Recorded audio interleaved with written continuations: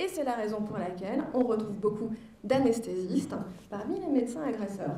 Donc je les liste. Donc j'ai parlé des anesthésistes, des gynécologues, il y a aussi les psychiatres, parce qu'eux, ils vont pouvoir avoir une arme redoutable. Elle fait une projection sur moi, elle était venue me voir pour des violences, et donc c'est à moi qu'elle les impute, etc. Ce statut-là, ça permet d'agresser, mais ça permet aussi de se disculper.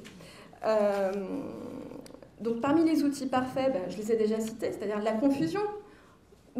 Je lui mettais la main entre les cuisses, sur le sexe, mais en fait c'était pour le bien de la consultation, c'était pour le bien du soin, et c'est elle qui n'a pas bien compris. Alors certes, j'aurais pu peut-être expliquer davantage pourquoi je faisais tel ou tel geste, mais en tout cas c'est elle qui n'a pas compris, ce n'est pas moi qui l'ai agressée.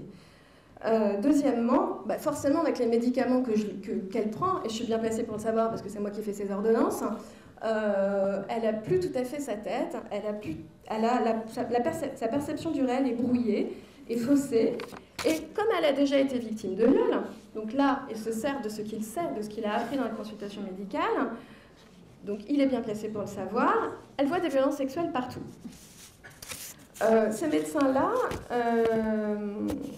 bénéficient également du fort corporatisme qui existe dans cette profession, puisque quand une femme a été victime de violences qui ont été commises par un médecin et qu'elle cherche un autre médecin pour la prise en charge liée à ces violences-là, bien souvent elle n'en trouve pas. C'est comme chercher un avocat pour porter plainte contre un autre avocat. C'est le même système.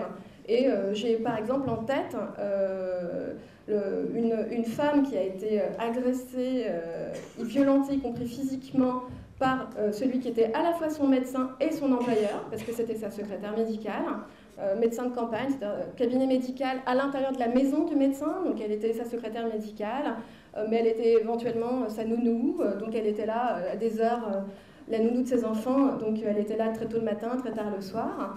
Elle, quand il a fallu faire constater les blessures, ses blessures physiques, puisque quand elle refusait de se laisser toucher, il l'a jetée contre un four ultra chaud, elle a eu le dos tout brûlé, ou il l'a jetée contre un lave-vaisselle ouvert, elle avait des marques de couteau sur les cuisses.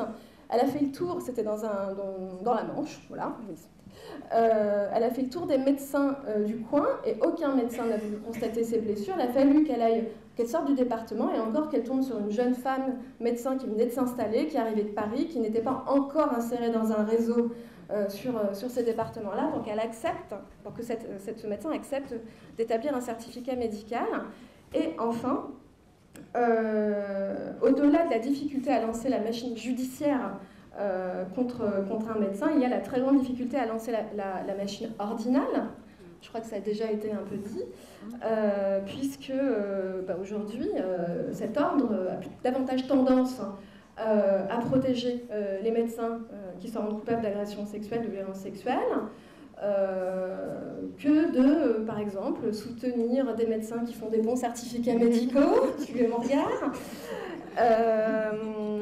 Et par exemple, dans un de nos dossiers, on a pu voir pour la mort d'un médecin en Ille-et-Vilaine qui avait été condamné 3 fois déjà pour agression sexuelle sur des patients dont certaines étaient mineures, les condoléances de l'ordre en pleine page dans Ouest France. C'est des choses, ça c'était en 2013.